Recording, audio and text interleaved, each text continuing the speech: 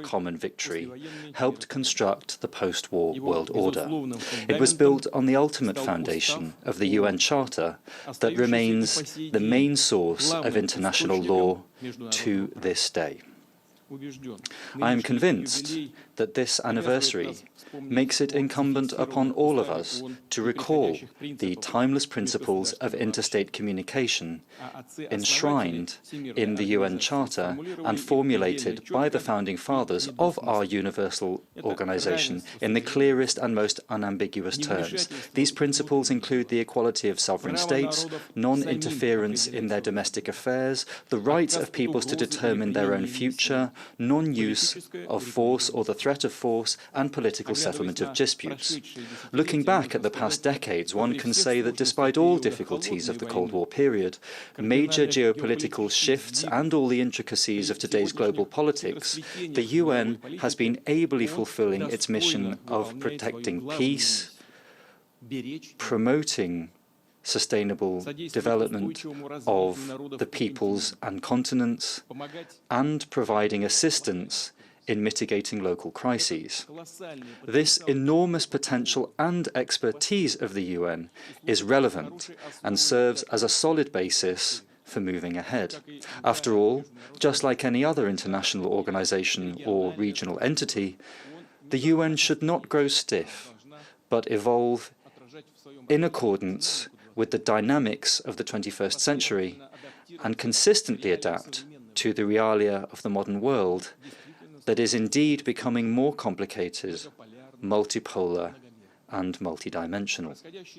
The current changes certainly have an effect on the principal UN body, the Security Council, as well as on the debate concerning the approaches to its reform.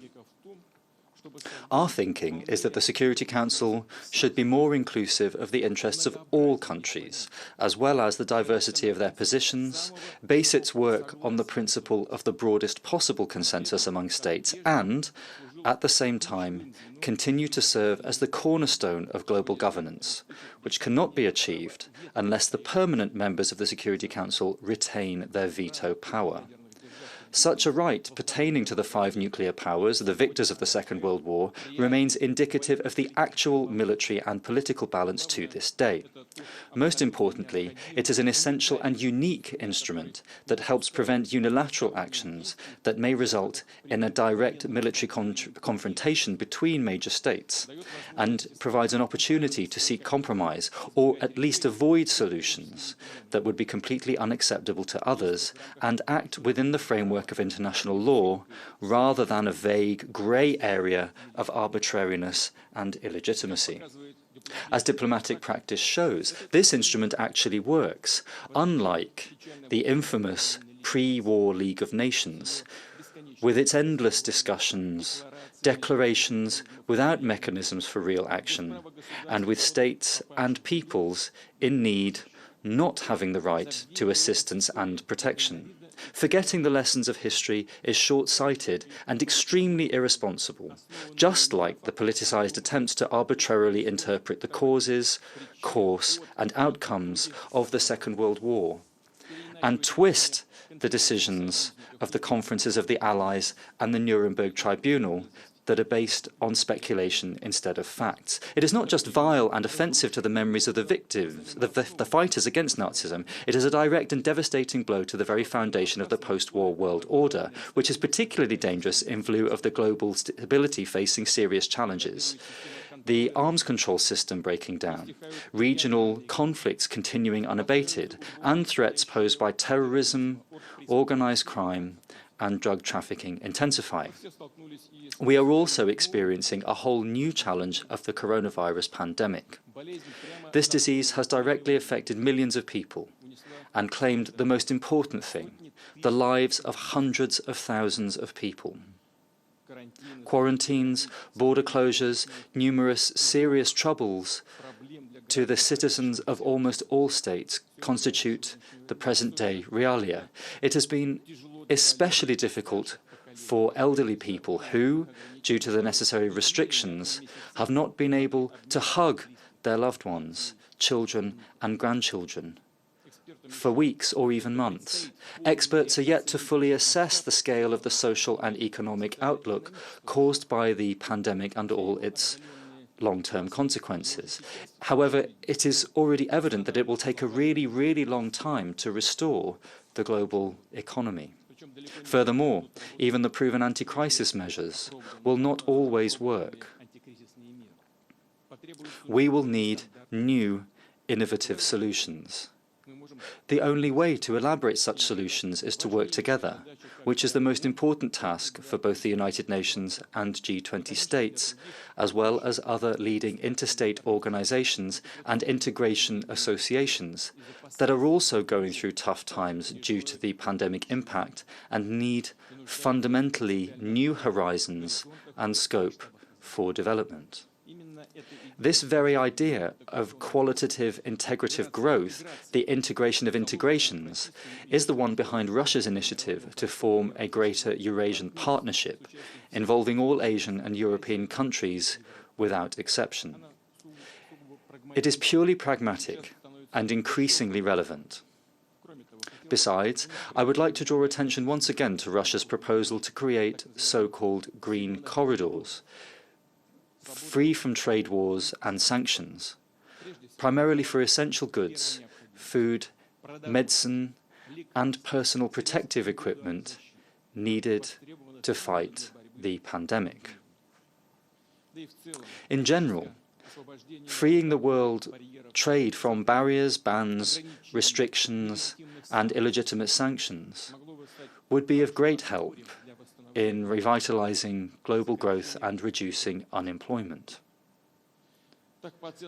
According to experts, total or partial reduction in global employment in the second quarter of this year is equal to the loss of 400 million jobs, and we have to do our utmost to prevent this unemployment from growing over the long term and ensure that people return to work and can support their families instead of finding themselves imprisoned by poverty with no prospects in life. This is indeed a most acute global social problem. So the politics has a mission now to pave the way to trade, joint projects, and fair competition, rather than tie the hands of business and discourage business initiative. The pandemic has also pinpointed a series of ethical, technological, and humanitarian matters. For instance, advanced digital technologies helped quickly reorganize education, trade, and services, as well as setting up distance learning and online courses for people of different ages. Artificial intelligence has assisted doctors in making more accurate and timely diagnoses and finding the best treatment.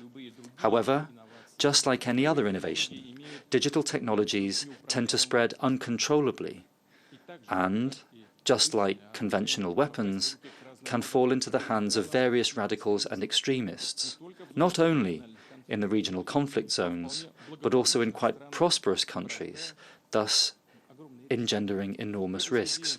In this regard, matters related to cybersecurity and the use of advanced digital technology also deserve most serious deliberation within the UN. It is important to hear and appreciate the concerns of people over the protection of their rights, such as the right to privacy, property, and security in the new era. We must learn to use new technologies for the benefit of humankind, to seek for a right balance between encouraging the development of artificial intelligence and justifiable restrictions to limit it, and work together towards a consensus in the field of regulation that would avert potential threats in terms of both military and technological security, as well as traditions, law, and the morals of human communication.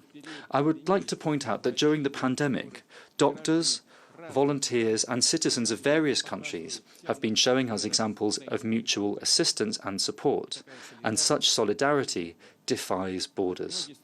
Many countries have also been helping each other selflessly and open-heartedly. However, there have been cases showing the deficit of humanity and, if you will, kindness in the relations at the official interstate level. We believe that the UN's prestige could strengthen and enhance the role of the humanitarian or human component in multilateral and bilateral relations, namely in people-to-people and youth exchanges, cultural ties, social and educational programs, as well as cooperation in sports, science, technology, environment, and health protection. As to healthcare, just like in economy, we now need to remove as many as possible of the obstacles to partner relations. Our country has been actively contributing to global and regional counter-COVID-19 efforts, providing assistance to most affected states, both bilaterally and within multilateral formats. In so doing, we first of all take into account the central coordinating role of the World Health Organization, which is part of the UN system. We believe it is essential to qualitatively strengthen the WHO's capability. This work has already begun, and Russia is genuinely motivated to engage in it. Building on the scientific, industrial, and clinical experience of its doctors, Russia has promptly developed a range of testing systems and medicines to detect and treat the coronavirus, as well as registering the world's first vaccine, Sputnik V.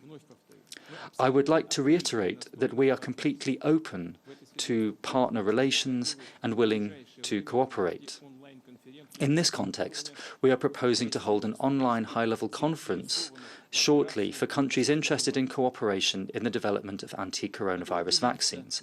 We are ready to share our experience and continue cooperating with all states and international entities, including in supplying the Russian vaccine, which has proved reliable, safe, and effective to other countries.